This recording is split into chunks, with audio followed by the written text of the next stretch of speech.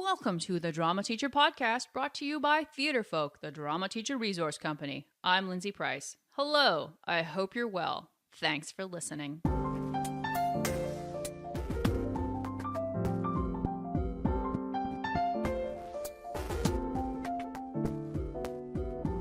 This is episode 201, and you can find any links to this episode in the show notes, which are at theatrefolk.com/episode 201. Today, I am talking to a dear friend here at Theatrefolk Global Headquarters, a man who wears many hats for us and others, Matt Webster. Matt has been in the classroom. He's taught students to become drama teachers. He's a playwright. And for this podcast, we're going to talk to him in his role as a director, specifically what it's like to direct the musical Annie. It's a production case study. So let's find out if the old adage is right that you should never work with animals and children. Let's find out, shall we? See you on the other side. Hello, everybody. Lindsay Price here, and I am talking to Matt Webster. Hello, everyone. Now, usually I ask where people are in the world, but we happen to be sitting right beside each other. So side by side in Cedar City, Utah, yes. But where do you usually hail from? I hail from Charlotte, North Carolina. Very nice. And we are here today. We're doing a production case study. We've done a number of these, and I really love being able to talk to folks about the process of putting on a production. And we have so many people who listen, who I have to put on many, many shows in a year. And some people, they don't know where to start, right? So absolutely. So what show are we talking about? We are talking about the show Annie, the musical Annie. Awesome. Okay, so you didn't do Annie Junior. You did full on Annie? We did the full on Annie. Full on Annie. Okay, so the first thing is this wasn't your choice. You were hired to direct Annie. Yes, I was hired as a director for a local community theater company, and one of the reasons that they chose me was because I have a background in theater for youth and working with children, and they wanted to have children in the cast as orphans, including small children, and so that's why I was offered the job. Oh, so what was the age range? I ended up casting a 5-year-old as the youngest, who turned 6 during rehearsal, which was one of my most brilliant things, I have to say, because she was adorable. But the range was from 6 to 60 is the cast range. Awesome. Okay, so let's start with your first steps in working on a show, and we know one of the reasons. I know that a lot of schools do Annie, but I know too that sometimes the teachers are in a position where they're putting on shows that they might not necessarily like. I know a lot of teachers who are in the position where they know they have to do musicals, and musicals just aren't their bag. Right. So, what was your as a director? What was your first step in approaching the script and the score? Well, with Annie, there's a really interesting challenge, and that is we had to figure out which version we were using. And the problem is that we were not allowed to get the script more than 2 months in advance, or we'd have to pay extra. So a script was found, but there are multiple versions of Annie. There's the original version. There's, I think, a rewrite in the 80s, and then a newer version. And then, in addition, online, like the choreographer and the music director and some of the actors who were cast looked at some of the music online and some of the scenes online, and they didn't always match up to what we were actually going to do in the script that we were being given by the publishing company. So I had to read the script. Obviously, as the director, you read the script as often as possible, but I also had to read it keeping in mind it may not be the actual script and lines and usage that we would ultimately put on stage. So that was kind of challenge number one, was figuring out which version of Annie we were going to produce. And I think that makes an excellent point, is that because of the access to online stuff today, you want to be really careful that you don't want to be, first of all, it's illegal to start copying stuff off the internet and just sort of focusing on that. Like, you don't want to necessarily drive your students or drive your cast has to, oh, you should just go watch this video. Right. This video, this is what we're going to be doing. It's like, that's not necessarily the case today. No, and not only that, but you're right, especially when you're dealing with students, you have a lot of kids who are like, oh, I can just go see that online and I watch this and it's going to be like this. And no, my production is going to be different. Our production is going to be different. And the way that they did it in New York, the way that they did it in 1978, the way that they did it in 2005 is not necessarily the way we're going to do it. And it's not just a matter of changes that may have occurred in the script, although obviously that's very important. It's also a matter of how you approach the material and the concept that you're bringing to the production as a director and as a cast, because that will change from production to production. And how one production company or movie company chose to do it years ago is not the same way that you're going to approach it based on what you have to work with, your facility, your budget, your material, your cast. So be aware that they're going to want to go out and go, oh, I saw this and it's going to be, okay, it's great that you saw it. It's great that you have it in your head. Don't think that's how it's going to be. Mm-hmm. I know another issue with musicals is that they are a freight train in terms of, okay, we have to do the music and the music goes like this and we have to do the dancing, we have to do that. And that sometimes I think musicals get vision gets lost, or what a director might actually want to do that's different gets lost. And how did you find that? Did you were you able to think of how you were going to have a vision for the piece and how you were going to communicate that to the folks, or did you feel the freight train? A little bit of both. Definitely once the production started in earnest, it was a freight train, and you're looking at that opening night date and everything has to be ready. And really it's all encompassing. It's the choreography, it's the music, it's the scenic design, it's the costuming, it's the sound design. And in the case of Annie, it's working with children and a dog. And that, as much as anything, was what would keep me awake at night. The children were fantastic. The dog ultimately was fantastic when we worked it out. But just knowing that all of those pieces have to come together, and if any of those pieces start to come apart, the whole thing begins to unravel. So communication is really incredibly important, and we had a lot of production meetings with the technical and the design staff, and I found wonderfully I got along great with the choreographer and the music director. Now, that being said, the original music director that we had lined up had health issues and had to drop out, and so the preliminary work that I had done with this individual went out the window, and suddenly I was working with a new individual, and we kind of had to start over again. And that led to a little bit of friction over the course of rehearsal, because actors would say, well, the former music director said we could do it this way, or he was going to change that. And the new music director's like, that's great, but I'm not going to do that. We're going to approach it a different way. And my job was to help kind of keep that from blowing up and smoothing it out and making sure that people got what they needed. And once again, that what was in mind, what was at the forefront the whole time is we have an audience. The show needs to be at a certain level. It needs to be good. Mm-hmm. How much were you able to do before your auditions? Unfortunately, not as much as I would have liked to. Once again, this idea that we auditioned 3 or 4 months ahead of time because we're coming into the summer season, and there's a lot of other theater companies that are auditioning at the same time, and the pool isn't endless. And so we knew we needed to get the best people we could get, and we needed to do it early enough to lock those people in. So even getting the people in place early wasn't necessarily helpful, because once again, we didn't have a script in hand that we could give to them. I didn't have a set script in concrete that I could work off of.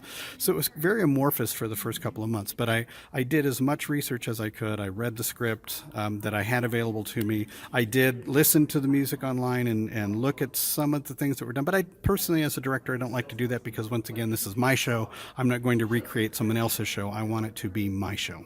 How did you audition for were you looking for, you wanted good singers? Were you looking for character actors who could do some singing? What was your emphasis on in terms of the auditions?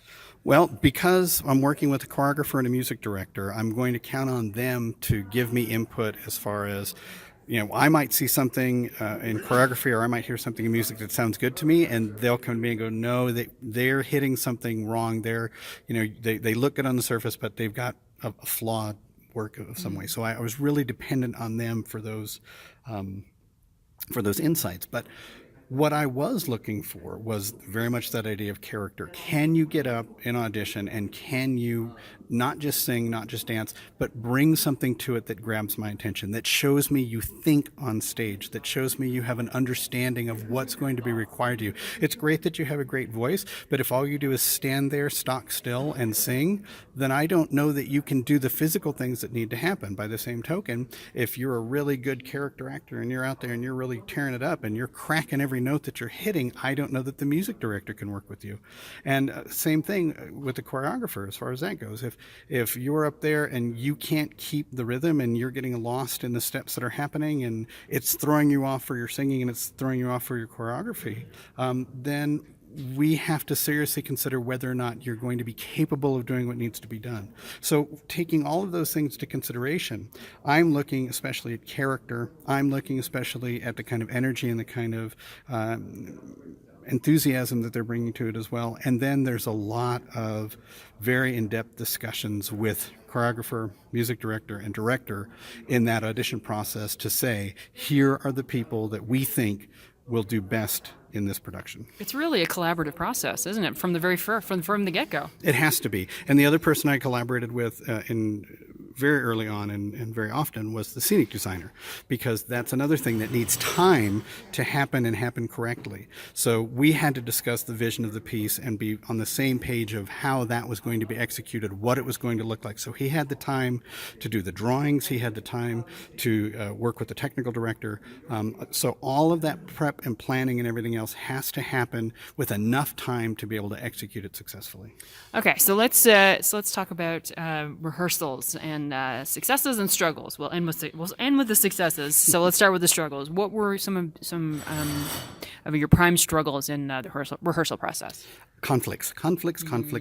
And as much as we deal with conflicts in educational theater, conflicts exist in community theater as well. And really, it's only when you get to professional theater that you get to say, there are no conflicts. This is your job. You will be here. But unfortunately, and especially in a show like Annie, when you're dealing with adults and children, sometimes you've got a child who is in the show and you think, oh, they don't have a conflict, except their family is going on vacation, or something happened with their grandmother and they need to go visit her or something. So we had those kind of conflicts pop up. Now, I will tell you that what made the show work incredibly well for me was that I had a stage manager, a professional stage manager, who absolutely from top to bottom organized this show and made my job a whole lot easier. And she was on top of conflict. She created calendar after calendar and color coded the different conflicts and the different work schedules. And that made it really easy to follow through on all of that work. You know what? I was going to say that the thing that I really liked about when you're looking for an actor and doing an audition, you want someone who can think on stage, and to complement that, you need someone who can think off stage. So that if you have actors who can think on stage and you have a stage manager who can think off stage, all you have to do is really be the person who's keeping the train running on time, but also you get to do your job. Right. And the trust in stage manager is huge. I knew because I had worked with this particular stage manager before and knew that she had a reputation of being one of the best, if not the best stage managers in the Charlotte area. And boy, I'll tell you, the trust I had in her was not unfounded, because at every turn she was a step ahead. She had planned everything. She was a great communicator. And quite frankly, the cast was respectfully scared of her, not in a mean way, but when you have the respect of like, don't tick off Nicole. And to a certain extent, I had that as well, because I didn't want to be on her bad side either. But having a person backstage, having a person who can hold all the organizational pieces together allowed me to concentrate on the creative aspects of it and to have fun with the piece, quite frankly. I didn't have all of these other things that had to occupy space in my mind. I was able to concentrate on the actors. I was able to concentrate on the characters. I was able to get the vision that I had up on stage. So yeah, she was a linchpin in making all that happen. So what would you consider your greatest success in this production? My greatest success in the production, I believe, is that ultimately the piece that was put on stage was what I envisioned. It was tight. It was it was fun, and really that's the other thing. The cast, and this is very much something that I is important to me. The cast had fun. The cast enjoyed each other, enjoyed the process. If any kind of little drama started, we nipped it in the bud. And really, there wasn't that much to begin with. But if little things happened, we kept it between us in the production end of it and worked things out, so there was never any worries or issues with the cast. And if things happened with the cast, we worked it out with them as well.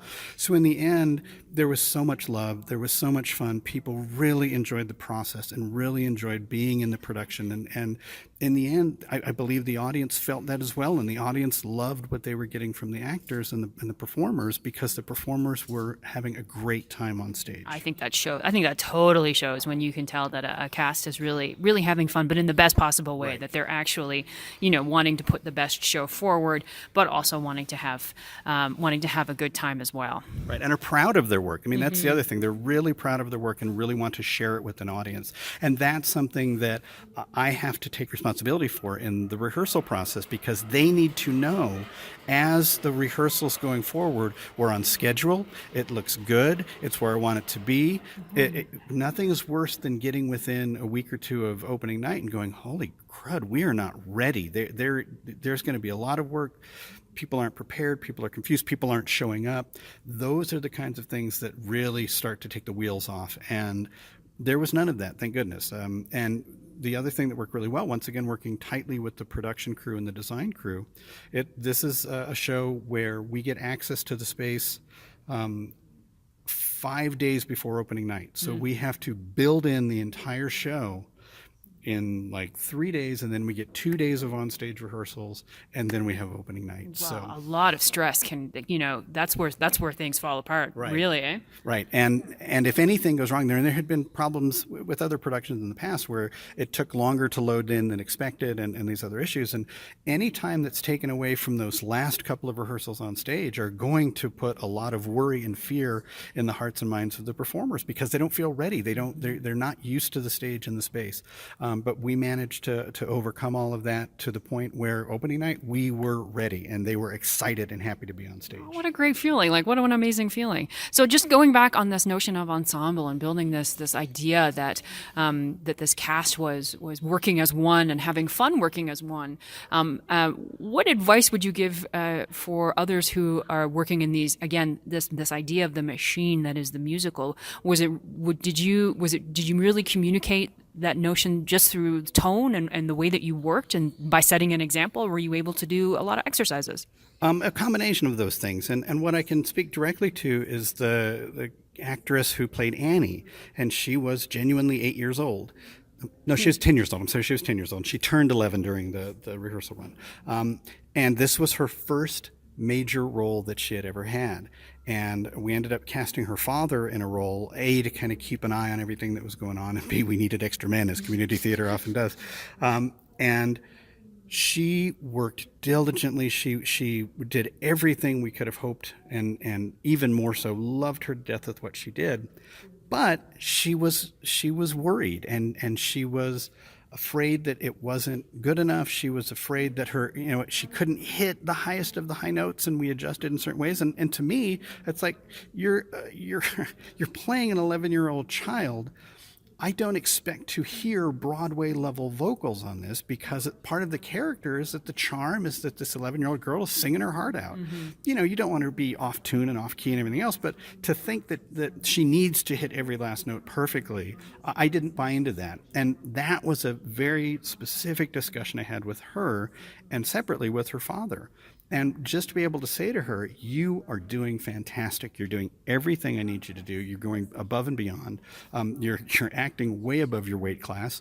And I love what you're doing. Keep going, keep at it. And just watching the tension come off of her face and her body and relax a little bit, to know that I'm not sitting back there going, God, you just can't do this. It's terrible. You've got to get better. Mm-hmm. And then the same thing, speaking to her father and saying, look, I just told her, and I'll tell you, I love what she's doing. She's doing great. And watching him take a breath and go, okay, we're really worried. And what he didn't want, and her family didn't want more than anything, was for her to be embarrassed on stage, for her to have a failure on stage. And I said, believe me, I don't want that either. For her, for us, for all of it, I want her to succeed as much as anything. And I would not allow her to go on stage and fail. And my job as a director is to prevent that happening by any means possible.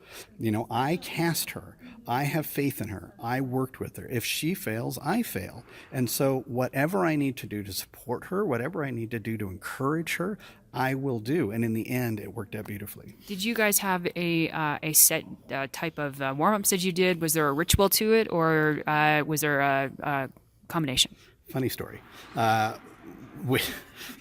father plays the dog catcher, and he's got like 3 lines as the dog catcher. And one of the lines, this other dog catcher, the assistant dog catcher, comes up and says, "Hey, we caught this mutt. It's worth 50 cents. And he says, "That's fantastic, Nadine." But he's from New York. So it was, "That's fantastic, Nadine," is what he said.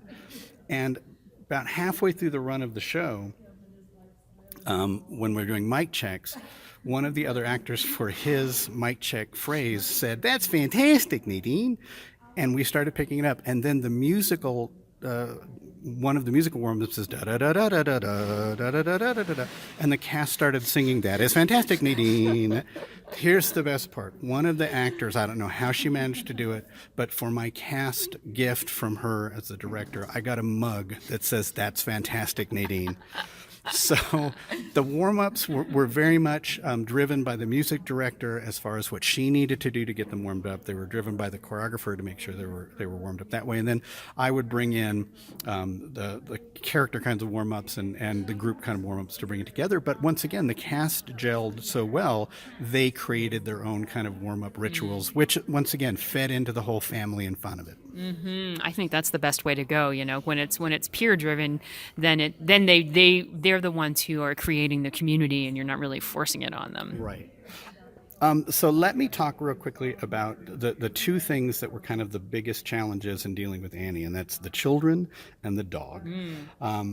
The children I had ranged, as I said, from age 5 to I think 15 or 16 were my oldest ones. And we added a couple of extra ones because, once again, it's community theater and you want to give opportunities, and a lot of little girls showed up wanting to be an Annie. So we cast a couple extra people, and we split a couple lines around here and there.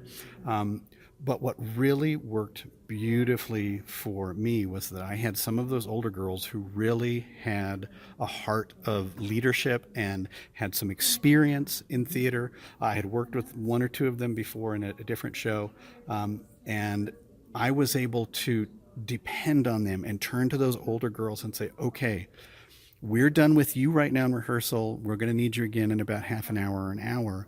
Please go into the other rehearsal room with the little ones and run choreography. Go in the other room with the little ones and work on the songs." And they took that in hand and ran with it, and were just so helpful and so amazing in leading the younger girls in the rehearsal process and the singing process.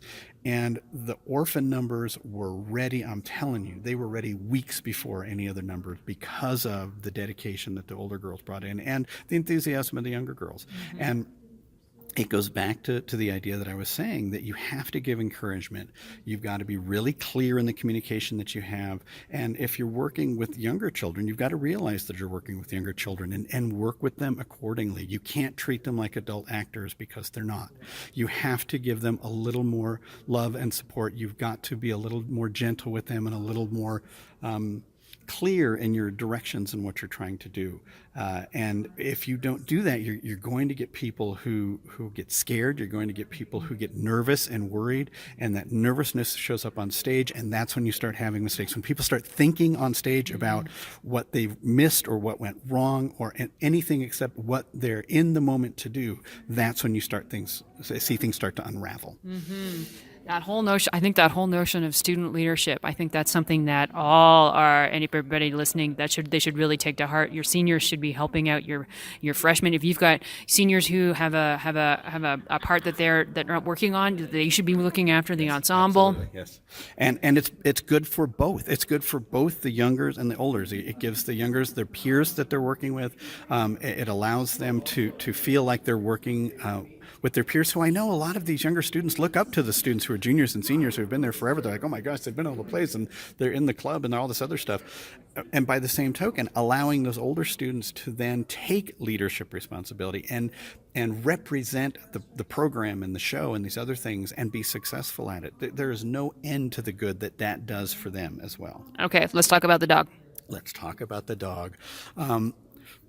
We had a bunch of different ways that we were looking at bringing the dog into. One of the ideas was that there was a veterinarian agency or a rescue agency that we were going to get a dog from and advertise in the program that the dog was up for adoption and all these other things. And ultimately that didn't work out. And considering what we went through with the dog, I'm glad we didn't go that route, because we had a fantastic dog with a fantastic owner. In fact, it was the choreographer's father's dog who did work and work and work with this dog, who was the most gentle, the most just sweet, loving, intelligent dog you could hope for. But when it all comes down to it, it's still a dog, and you're still trying to communicate with an animal the need to do these actor things. And it became for us a series of problem solving, a series of how can we get what we need for the audience to see, working with what the dog is capable of doing. Because the dog was trained to sit, the dog was trained to follow, the dog was trained to take a bow. I swear to you, the dog was trained to take a bow. And much of that went out the window when it wasn't just the dog owner and the dog, but now we have 30 people in the room, and you've got these children who want to pet the dog, and you've got different sounds and smells and all these things going on. And it was challenging for the dog to stay focused what was happening. So we figured out how to put the dog in work mode. So nobody talked to the dog, nobody pet the dog, just leave the dog alone when she's in rehearsal mode. We had to get the dog to the space way ahead of time so that she could walk on the stage, because it's a different feel of the floor. It's a slicker floor. It's not carpeting. It's hard. The lights coming down on the dog are going to be different. And we knew that the one huge thing at the end that was going to potentially throw the whole thing into chaos was that there will be 500 people sitting out there clapping, making noise, doing all these other things that we can't prepare the dog for. We can't bring in an audience of 500 for a rehearsal for the dog to see what's going on with that. So even up to the preview night, the dog made a couple of errors, and really at the 11th hour, we figured out how to solve the problem by blocking and by addressing the strengths of the dog. So the quick example I can give is that when the police officer comes and Annie's about to sing Tomorrow, and the officer says, you need to call your dog by name so that he comes to you. We had it blocked where the choreographer, who the dog will go to naturally, was off stage left, and Annie was stage right and the officer was between. And if the dog caught a glimpse of her owner, she would go the other direction or would be confused. So at the last minute, we said, well, why don't we flip it and put the officer and then Annie, and then off stage is the choreographer. And we'll have the officer hold the dog, and Annie will get between the dog and the owner. And when she calls him, let the dog go, and the dog is going to want to go to the owner and end up in Annie's arms.